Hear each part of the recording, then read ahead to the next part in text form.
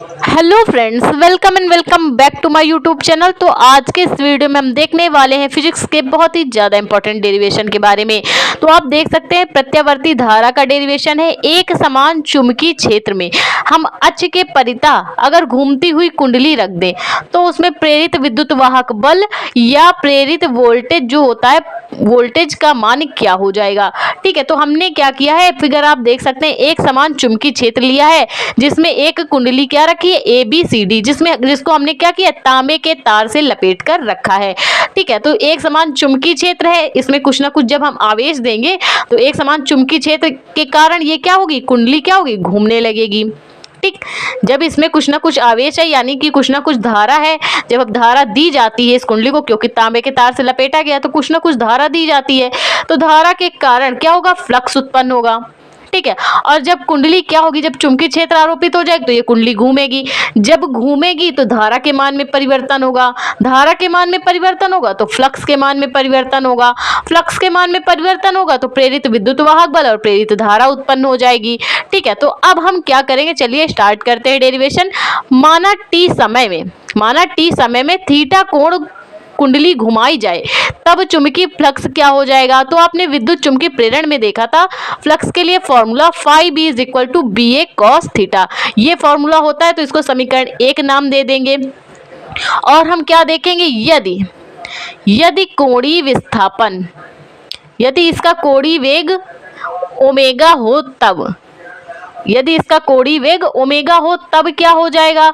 तो आप फॉर्मूला जानते हैं, आपने देखा था formula, omega is equal to क्या होता है, कोणीय विस्थापन। ओमेगा इज इक्वल टू क्या हो जाएगा, कोणीय वेग का कोणीय विस्थापन बटे लगा समय, जितना समय लग रहा है इस कुंडली को घूमने में। भाई कुंडली कितनी घुमाई जा रही, थीटा कोण घुमाई जा रही, थीटा कोण बनाते हुए क्या कर रही कुंडली, इस पूरे एक समान चुंबकीय क्षेत्र में घूम रही है। तो यहाँ से थीटा की वैल्यू क्या आ जाएगी, ओमेगा टी आ जाएगी। कोणीय वेग इज इक्वल टू कोणीय विस्थापन बटे कुंडली को घूमने में लगा समय, तो थीटा इज इक्वल टू आ गया ओमेगा टी। ठीक है, तो थीटा का मान हम कहाँ रख देंगे, समीकरण 1 में रख देंगे, जो कि चुंबकीय फ्लक्स निकाला था हमने।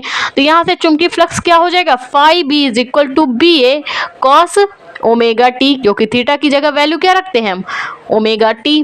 ठीक, अब इसको मान लेंगे समीकरण 2, समीकरण 1 बन गया आपका, समीकरण 2 बन गया। अब हम आगे देखते हैं, आगे आपने देखा था विद्युत चुंबकीय प्रेरण वाले में फैराडे का नियम। ठीक, तो फैराडे का नियम क्या होता है भैया, अब इस कुंडली, ये जब कुंडली घूम रही थी, फ्लक्स के मान में परिवर्तन हुआ, धारा के मान में परिवर्तन हुआ, तो प्रेरित विद्युत वाहक बल उत्पन्न हुआ। तो फैराडे ने विद्युत चुंबकीय प्रेरण में फैराडे के लिए बल निकला था, क्या निकला था, E is equal to minus d phi upon d t. ठीक है, तो ये आपका, इसको समीकरण 3 मान लेते हैं। तो हमें क्या करना है, d phi upon d t के पद में बनाना है इस दूसरे वाले समीकरण को। तो हम क्या करेंगे, दोनों पक्षों का अवकलन कर देंगे, तब तो बन जाएगा ना d phi upon d t के पद में। तो अवकलन हम किसके पद में करेंगे, डी टी के सापेक्ष, टी के सापेक्ष हम इसका अवकलन करेंगे, जो phi b is equal to BA cos omega t है ना। तो दोनों पक्षों का अवकलन करने पर, परंतु टी के सापेक्ष, किसके सापेक्ष, टी के सापेक्ष अवकलन करने पर, तो दोनों साइड हम क्या लगाएंगे भाई, किसके पद में कर रहे हैं, डी टी के पद में कर रहे हैं टी समय में। तो डी अपॉन डी टी, और क्या हो जाएगा, एक लेफ्ट साइड क्या है, phi b is equal to d upon d t BA cos omega t. ठीक है, अब चलिए इसका अवकलन कर लेते हैं। तो चलिए फॉर्मूला इसमें क्या बन जाएगा, d phi b upon d t. देख सकते हैं आप फैराडे के नियम का बन गया ना, जिस तरह राइट साइड में वैसे इधर हो गया इसके लेफ्ट साइड में। तो फॉर्मूला कुछ उसी तरह से हमको बनाना है। तो यहाँ पे क्या हो जाएगा, BA D upon d T cos omega T, constant हमने कर लिया है बाहर, और जिसका अवकलन हो सकता है उसको कर लिया अंदर। तो यहाँ क्या हो जाएगा, left side d phi b upon d t, और कॉस का समाकलन, कॉस का अवकलन होता है भाई, साइन का जो अवकलन होता है वो होता है कॉस थीटा, और कॉस का जब हम अवकलन करेंगे तो माइनस साइन थीटा आएगा। ठीक है, तो क्या हो जाएगा, minus BA sign omega T होता है, लेकिन ओमेगा लगा है इसके साथ, क्या लगा है, ओमेगा लगा है, तो इसके साथ ओमेगा क्या आ जाएगा, बाहर आ जाएगा। तो ओमेगा साइन ओमेगा टी, और अगर इसका समाकलन करते हैं तो क्या हो जाता, cos omega T upon omega. हमने अवकलन किया इसलिए ओमेगा बाहर आ जाएगा, ठीक है, इसका गुणक बाहर आ जाएगा।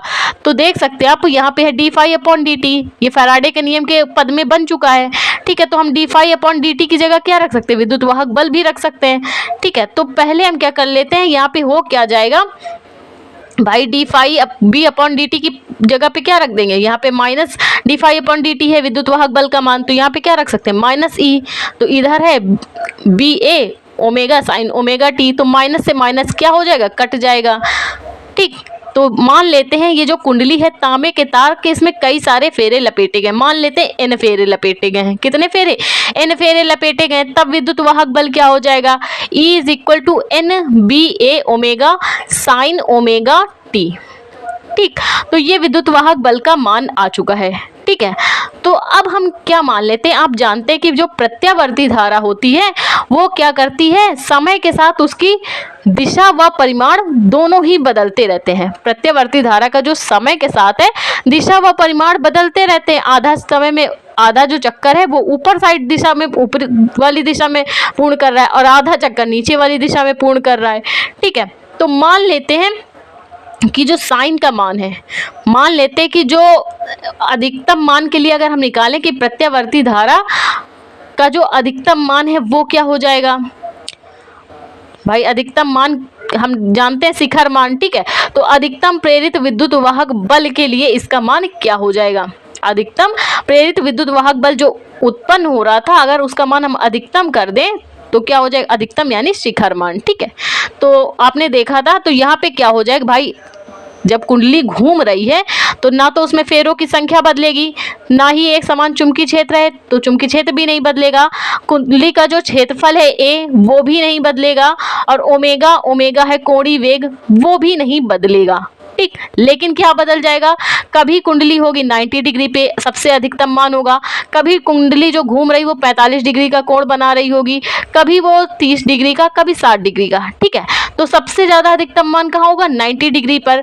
अब अगर साइन, तो आप जानते हैं साइन 90 का मान क्या होता है, साइन का जो अधिकतम मान होता है 90 का वो होता है 1, ठीक है। तो साइन ओमेगा टी की जगह हम क्या रख लें, 1 रख लें, तब विद्युत वाहक बल के लिए मान क्या आ जाएगा, अधिकतम प्रेरित विद्युत वाहक बल के लिए मान क्या आ जाएगा, E0 is equal to N B A omega, क्या आ जाएगा, E0 इज इक्वल टू अधिकतम प्रेरित विद्युत वाहक बल के लिए मान आ जाएगा E0 is equal to N B A omega, ठीक है। तो हम क्या कर सकते हैं, एन बी ए ओमेगा की जगह क्या रख दें, E0 रख दें, तब क्या बन जाएगा फॉर्मूला, E is equal to E0 sine omega t, ठीक है। क्या बन जाएगा, E is equal to E0 sine omega t, तो ये बन जाएगा फॉर्मूला अधिकतम प्रेरित विद्युत वाहक बल के लिए, ठीक है। तो इसी फॉर्मूले का यूज करके हम क्या कर सकते हैं, अगर हमें वोल्टेज का क्या अधिकतम मान के पद में निकालना हो तो भी निकाल सकते हैं। तो क्या हो जाएगा, V is equal to V naught sine omega t हो जाएगा। और अगर हम धारा के पद में निकालें तो कैसे निकालेंगे, I is equal to I naught sine omega t, जहाँ पे V नॉट क्या है, वोल्टेज का अधिकतम मान है, ठीक, कि कितने अधिकतम मान पे सबसे अधिकतम, और आई नॉट क्या है, धारा का अधिकतम मान। तो आई होप आपको ये डेरिवेशन समझ में आया तो प्लीज़ वीडियो को लाइक और हमारे चैनल को सब्सक्राइब करें।